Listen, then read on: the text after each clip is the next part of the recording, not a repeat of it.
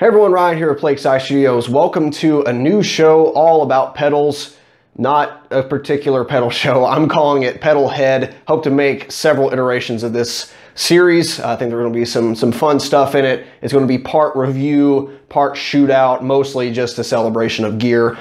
Plenty of testing, plenty of head-to-head type apples versus apples tests, which I think will be valuable. And this series, this video in particular, is going to be extremely long. So grab some popcorn, get comfortable, and hope that the YouTube algorithm doesn't just destroy any hopes of this video getting popular at all, since it is going to be so long. Let me get out of the way real quick. I'm fighting off a cold.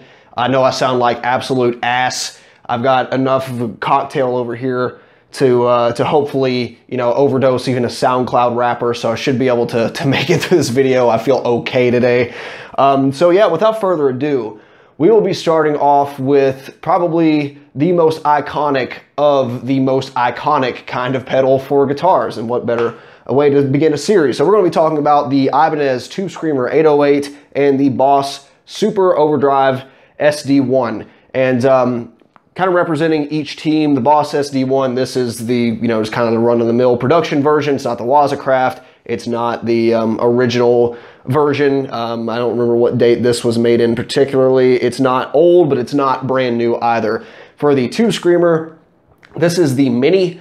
And, you know, some people are like, oh, it's not the real thing. It's the real thing. As with any mass manufactured pedal, you are going to get some variants. So, you know, the little tests I'm running here, it may not be exactly the same sound you're getting out of, you know, say your Super Overdrive. The tone at 9 o'clock may not be perfectly what the tone at 9 o'clock on your pedal is, because there are, you know, different errors associated with all the components of the circuitry. As such, I think that because of the 10% resistance error, you can actually get two TS-808s that sound more different than a baseline 808 versus a TS-9. So with all that said, it's going to be close. It's going to be a good generalization, I think, for both representatives here, but just realize it's not going to be perfect. But I have so many test iterations, so many tracks I recorded, it would be impossible to, you know, grab 5 of these pedals and try to average it all out, at least for one person to do it. So take all this with a grain of salt, but it is exactly what I'm getting with my pedals. It just may not be perfectly what you're getting for yours.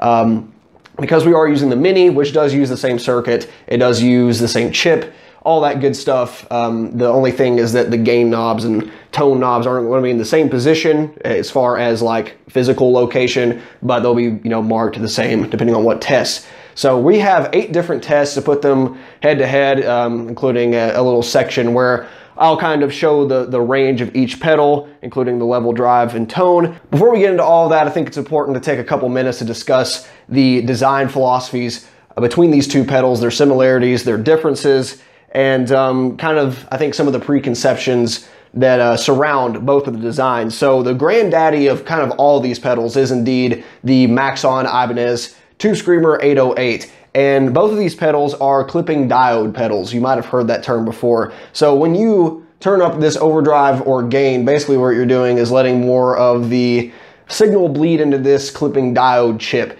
And depending on which pedal you get, depending on which clone or which Tube Screamer variant, it's going to be a different type of chip. And of course, audiophiles and guitar pedal enthusiasts have their favorites out of each one, depending on what response it gives. But that's basically what you're doing. You're adding some clipping before you push the front end of an amplifier. And that can be really useful for several reasons. So originally, it was kind of just to add dirt to an already clean amplifier. So you have, you know, a really high headroom Fender and you need kind of a second channel in a way, then you can just turn this on and now you got, you know, something for lead. You just add a little bit of dirt like Stevie Ray Vaughan, or you can just turn it, you know, ridiculously high into something that's maybe kind of mid-gainy and, you know, get it into some really saturated overdrive. The more contemporary use case, though, for us high gain players was kind of discovered back in the probably late 70s, early 80s, was if you take a reasonably high gain amplifier, but maybe it was too loose the bottom end,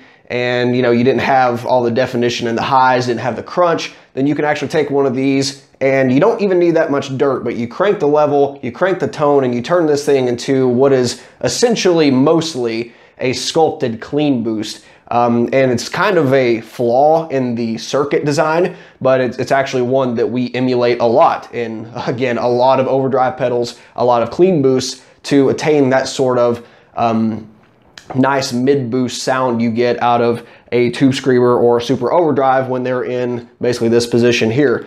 Tone cranked, level cranked, no overdrive. That's kind of the modern sound. So what happens there is you roll off a lot of the bass end, you get this middle hump around the 700, 900, 1000 hertz region. Again, it differs depending on the pedal, and you know, it articulates a lot of that metal guitar tone that we like to hear. The Super Overdrive does a lot of the same stuff. One of the differences is the active band that both is rolled off on the bass as well as pronounced in the mids is different according to the Fractal audio models. The Tube Screamer is a lot more defined, as far as it's a lot more squashed. The Super Overdrive has quite a bit wider band, which makes it a bit more aggressive sounding. This makes it more of that kind of half-cocked wah thing, which may or may not be good depending on what you're going for. And the other major difference between the two is symmetrical versus asymmetrical clipping. The easiest way to visualize this is with the waveform. So it kind of is what it sounds like. On symmetrical clipping, you know, you got either soft clipping, hard clipping going on the wave, but it's the same on the crest and trough. So there's actually a really good example on this test. I think it's test number 1. If I can find it, I'll throw it up here, where the waveform is almost perfectly sinusoidal. You got some soft clipping going on the crests and troughs, but otherwise it's like perfectly symmetrical. The bottom looks the same as the top. There's basically no other harmonic content going on. The Super Overdrive, on the other hand, uses asymmetrical clipping, meaning that the crests and troughs of the waveform aren't the same. You either have one that's hard clipping versus the other, but it does result in a different sound, and actual real tube amps asymmetrically clip. And that's kind of the design philosophy around this in terms of pairing it with a real tube amp. They both have advantages and disadvantages. They sound better in some applications versus others. And a lot of Tube Screamer mods actually, or even, you know, clones, have a switch that you can turn on and off to make it asymmetrically clip or symmetrical, if, you know, depending on the application, which one you want. So that's basically the major design differences. There's, you know, output differences. There's, you know, the range of the tone, the range of the gain. All those things are dependent on the rest of the circuitry. But for the most part, that's pretty much it.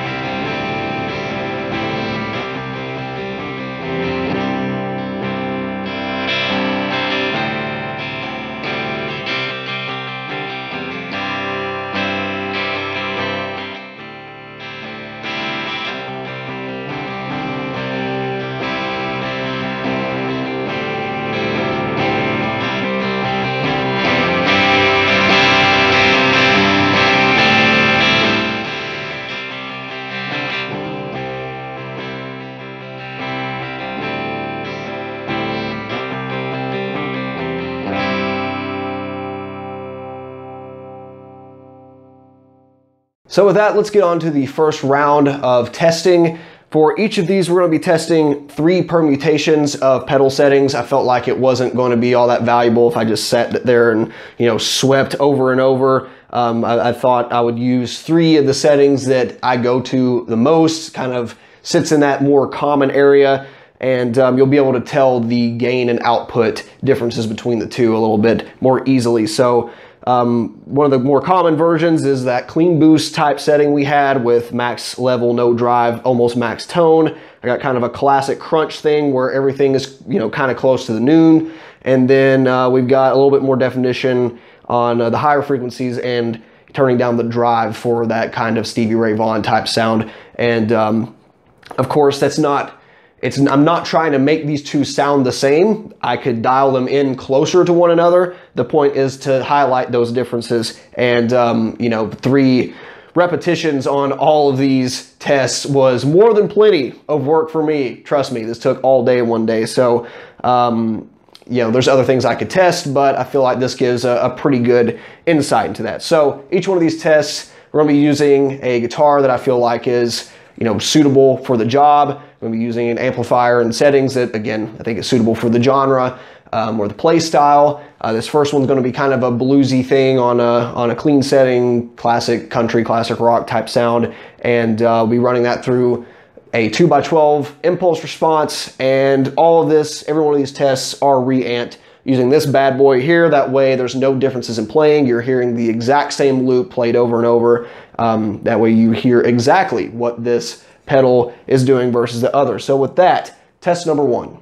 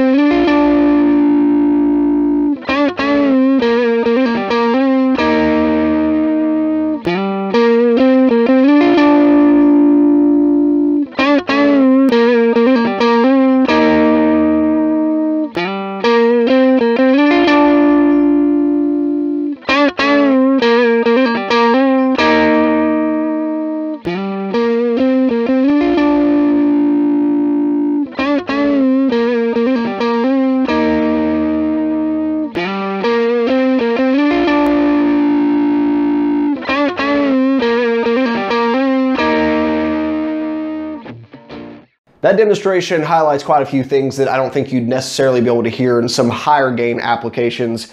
And first of which, the Super Overdrive definitely, to my ears, does sound more like a, you know, crackling higher gain amplifier. The Tube Screamer is a lot smoother. Not saying that's not a bad thing here. And in fact, I prefer the tones out of the Tube Screamer on practically all of this because I feel it is more suited for that sort of smoother, sweeter tone. But this sounds more like an amplifier the higher gain you go. This also shows that it has a bit of a higher headroom, or at least the potentiometers are tapered in a way that at the same settings there is more gain on this pedal. You can certainly hear the bass response fall off a lot more dramatically on the Super Overdrive, which makes the Tube Screamer sit a lot better in the mix, even though there's no mix here. But I think it, you know, does make a fuller guitar tone, and when you're using single coil pickups that already are kind of sparkly, I think it is a better pairing here with the Tube Screamer. I do kind of like the widened mid response you get out of the Super Overdrive, but again, it doesn't really fit in this category to my ears. I'm so used to that sort of Stevie Ray Vaughan crunchy blues sound that the Tube Screamer, to me, for this application, wins hands down. Of course, the higher you turn up this overdrive, the 808 does start to sound muffled, but I feel there's a lot better ways to achieve that level of gain than using one of these pedals.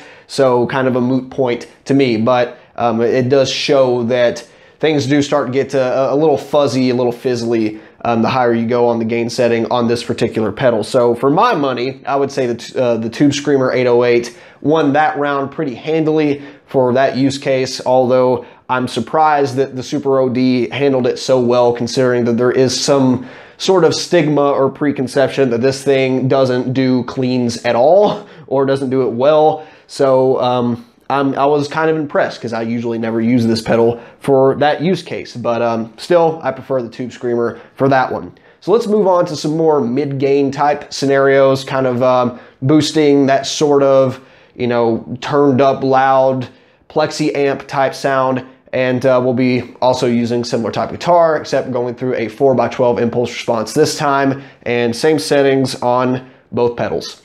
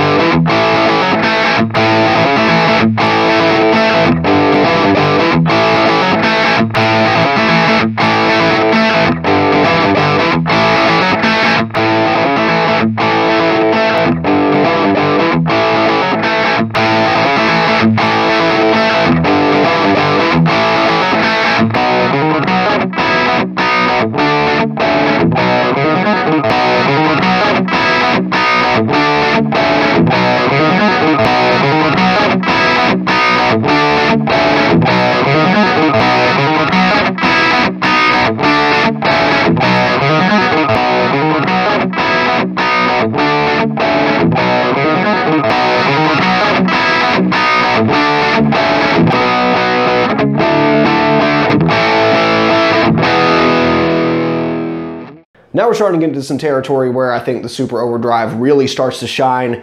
If you're playing in a live scenario, it's probably not going to be all that noticeable, but at least in a recorded application, I feel like the SD-1 really brings out that cranked plexi sound that sits better in the mix with a more classic sounding bass guitar. Although again, it's kind of a toss-up. It's going to really come down to your personal preferences. But I think that asymmetrical clipping starts to come out here, where this plays nicer with a higher gain amplifier. And to me, this does still have that sort of muffled quality at the same settings. It's not to say that you can't turn up the tone or the level, turn down the overdrive to bring it more in line with the SD-1, but at the same settings, that's kind of what I'm hearing. So objectively, sort of a toss-up. I think they both do their job well here. You do sacrifice, again, some of the low end with this pedal, but you know, they both do an admirable job. Personally, I would take the SD-1 for this application, but if you're playing that sort of classic sounding rock and roll, you probably also need this sort of smoother overdrive sound over top of a clean channel. So if you had to choose one, it probably makes more sense to go the TS-808 route, but then again, I'm not a dad rocker, so I don't know. But that would be my logic. If I'm playing through you know, some sort of plexi amp, getting the Zeppelin Sabbath tones, I'm probably also into the same kind of music where a TS-808 would make more sense in clean applications. So yeah, kind of a toss-up. But for me, the SD-1 takes that one away. So let's get into some real high gain stuff. We're going to be going to some mid 80s to late 80s high gain Marshall bass sounds. So this would be kind of the classic heavy metal type stuff. Also moving on to some higher wattage 4x12 speaker impulse responses, and be kicking it off with some Metallica riffage here with the same settings. Once again, this time with a guitar with active pickups.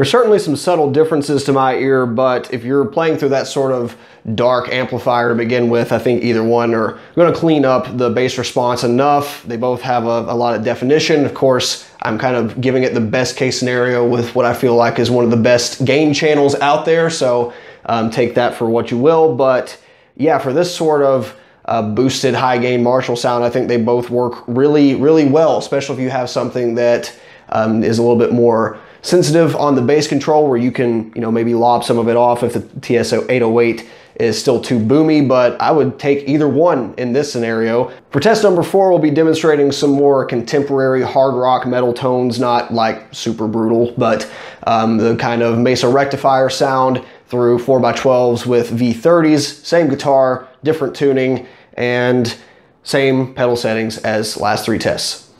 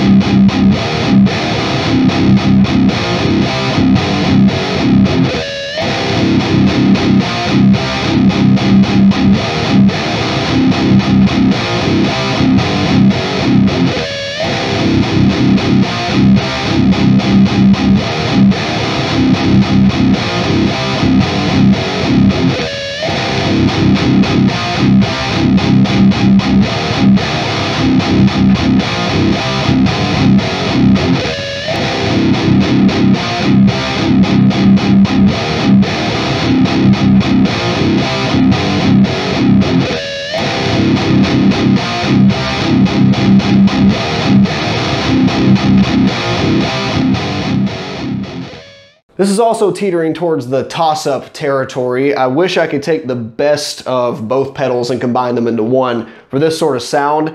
This SD-1 does kind of sound thin by comparison. It also has a better grisly, high-end, sharp attack compared to the Tube Screamer though. I think this makes it clear why a lot of active pickup players still prefer the Tube Screamer to the SD-1, especially when going through a chunky amp like the Rectifier series or 5150, 6505. There is something about the Tube Screamer that does preserve that while cleaning up that the low end, but something makes me partial towards the SD-1 again with this test. I think if I dialed back the tone and crank the level, maybe even a little bit more drive, it would have more of those qualities that I liked about the Tube Screamer. But either way, this one really is going to come down to personal preference, although it does make sense why a lot of active pickup players do stick with the Tube Screamer. As you can kind of hear, that balanced, pickup output is, it does need less done to it, I feel, in order to go through that sort of high gain amplifier.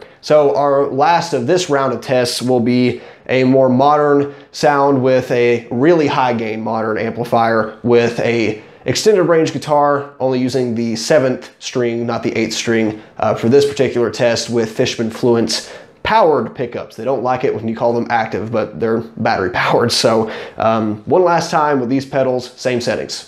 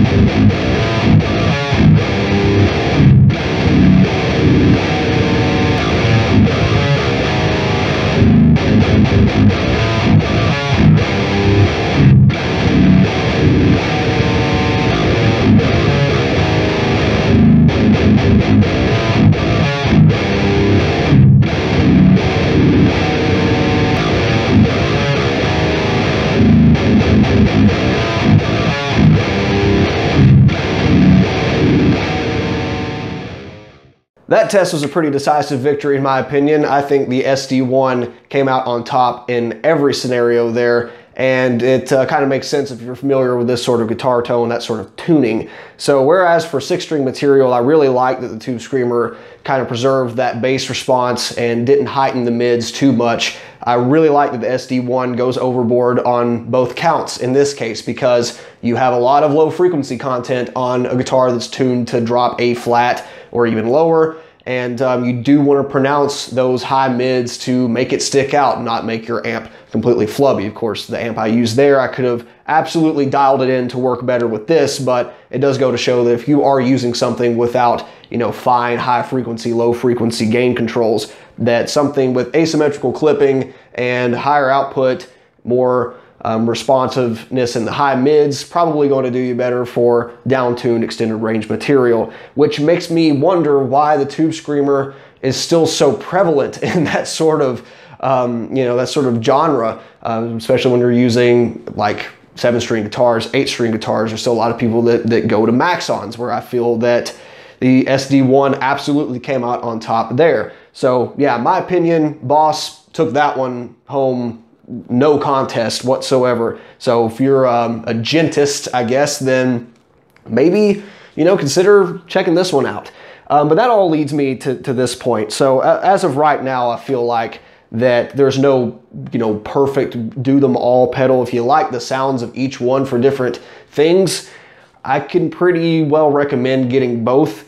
You know, I think for a lot of active pickup material for high gain applications, the Tube Screamer does great. I feel for passive pickups for mid gain or really high gain drop tune material, the Super Overdrive does better. Kind of really no wonder that Zakk Wylde used pedals like the SD-1 or clones of it in his MXR line to get that sort of sound going with his Marshall based amps.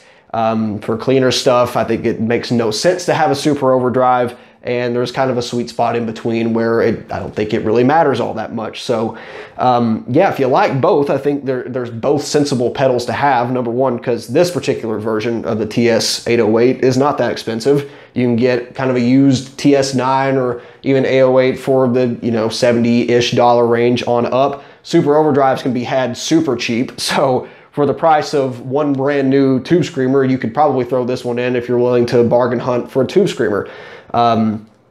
So yeah, they're both really good. But with that said, I feel like they are not the be-all, end-all pedals some people like to make them out to be, especially for modern use cases. And that's what brings me to our secret heavy metal challenger, the Protone Tosin Abasi Overdrive. Now, this pedal's no longer in production as far as I know. I think some of the Protone Attack, some of that stuff still is, but it does highlight a special feature that I really like and that you could tack on at the beginning of your signal chain if that's something you are interested in, if you still want to go the clipping diode pedal route. Now, if you look, the controls are basically identical. You got volume, tone, drive.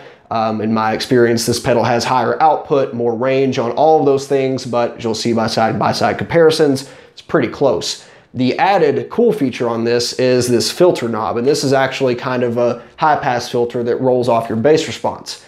Remember how we were talking about that earlier? Well, now you can kind of control this to make it sound more like the Super Overdrive, more like the Tube Screamer, or if you crank it all the way back, you're in full-blown, like, just glassy, I mean, over the top for what I like. I prefer the position 2, 3, 4, somewhere in that range, but we'll show off pretty much all those filter settings. And the cool thing about this is, I'm not going to demonstrate it here, but I do have a video showing that if you want to pair an MXR or other 10-band, 7-band EQ pedal in front of an overdrive, or even after, depending on how you want the gain response to line up, then you can actually tweak that bass response and get sort of similar results we are getting here. And in some cases, that may be more beneficial, as this being an always-on type of thing for high gain. If you want to use a Tube Screamer sound for a clean channel, then you might want to preserve more of the bass response than you are on high gain applications, and you'll certainly hear that here.